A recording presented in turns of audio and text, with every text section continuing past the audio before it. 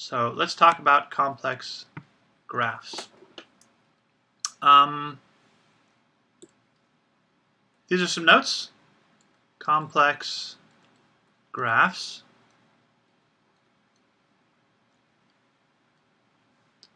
It's very easy, but I want to explain a little bit about it. So in graphing, in numbers, right? How do we graph numbers? How do we graph the number 6? If I told you to put the number 6 on a graph, how would we do that? Start basic. How do we graph the number 6? On the x-axis, Destiny says. Yeah, basically we have a number line. We have a number line. And we see that 0 is here, 1, 2, 3, 4, 5, 6 is here, and we put a dot on the number line. So 6, all the real numbers, right? This number line is actually called the real number line. The actual name of this number line is the real number line. It contains all real numbers. Contains all the real numbers. All real numbers. Right? Even pi is somewhere on this, right? 123.1415, right? Pi is somewhere like here. You have 1/2 right here. All the real numbers, you have negative 1/2 over here. All the real numbers are on this number line.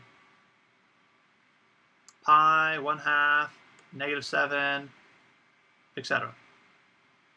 All the real numbers, it's called the real number line. 6 and all these numbers, these are called a one-dimensional number. 1D number. A one-dimensional number. But now let's ask, how do we graph a complex number? Like 2 plus 5i. 2 plus 5i. 2 plus 5i, this is called a two-dimensional number, 2D number. Because it has a real part and an imaginary part. 2 dimensions. Real and imaginary.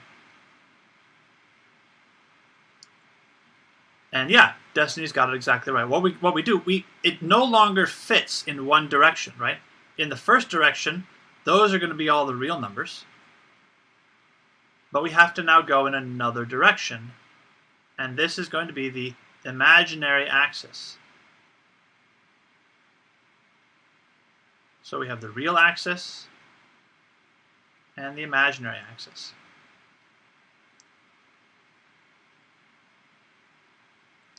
And so we graph these complex numbers on this big thing called the complex plane.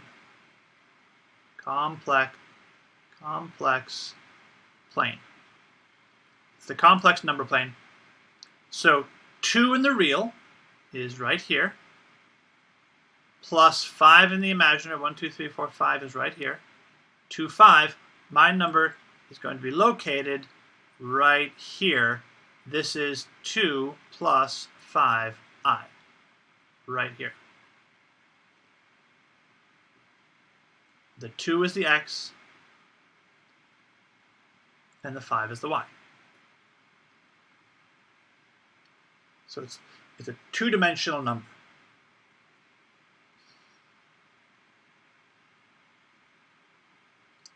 Two plus 5i. Here's another example. Where would the number, let me draw another plane here. Let me draw another axis. What about the number 3 minus 4i? Where would that be? Okay, again, 3 in the real part. Let's draw another axis here.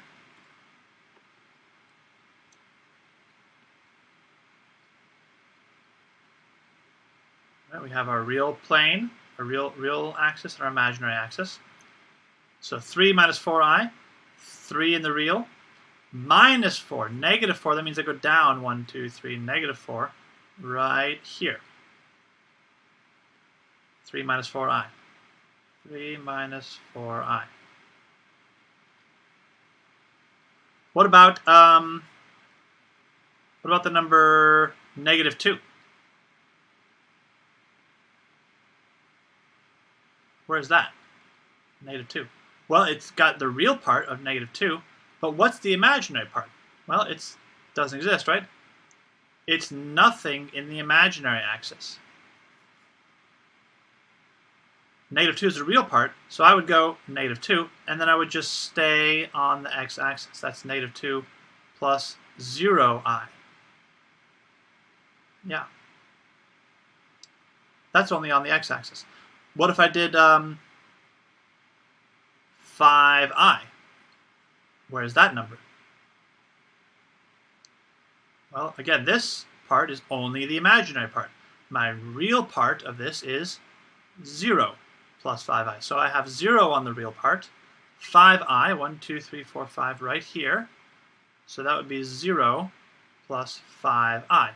Or really, I would just say 5i. Since it's on only the imaginary part, it only is an imaginary number, that's 5i.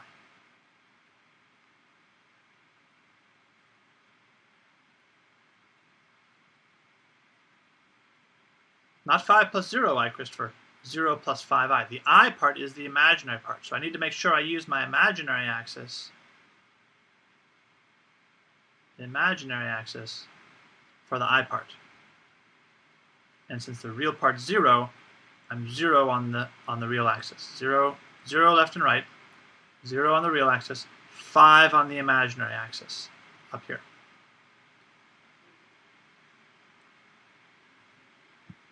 And that's complex graphing.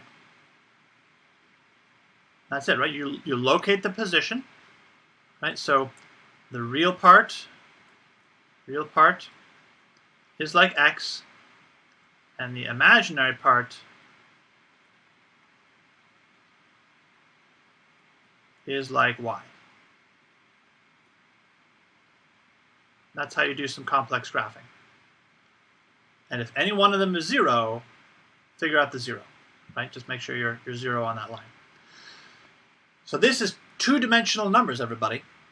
A complex number is it's one. Remember, it's one single number, but it's in this two-dimensional world. It's a single value.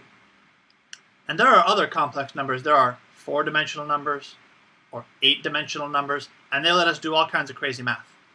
So I'm going to show you a little bit. This is it for graphing. That's it for graphing. Make sure you finish your assignment with this graphing part and turn that into me by the end of the day today.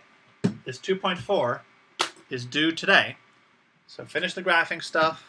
Now that you've seen it, now you know how to do this, finish that graphing stuff, and get that to me by the end of the day today. But I want to explore for a second a little bit about this complex number plane and sort of let you know what you can do with this. So I'm going to stop the recording and get into the fun stuff.